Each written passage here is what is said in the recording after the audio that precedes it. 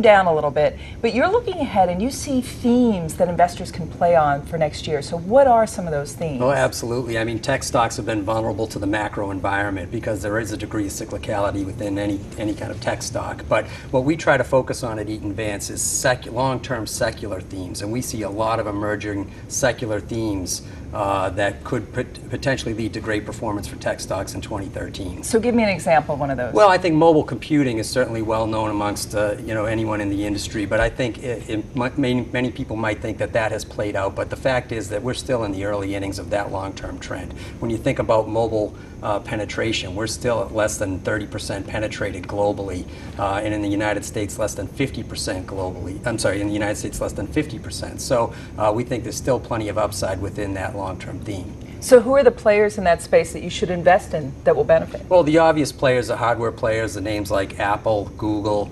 Amazon to some degree, but we like the component players as well, some of the chip companies, names like Qualcomm, Broadcom. We think these are very attractively valued and have great growth prospects going forward. How does the valuation look now on a stock like Apple or Google, where we have seen volatility? Well, I mean, the fact is these are great growth opportunities, yet they still trade at discounts to the market. I mean, Apple net of cash is at 8 or 9 times earnings.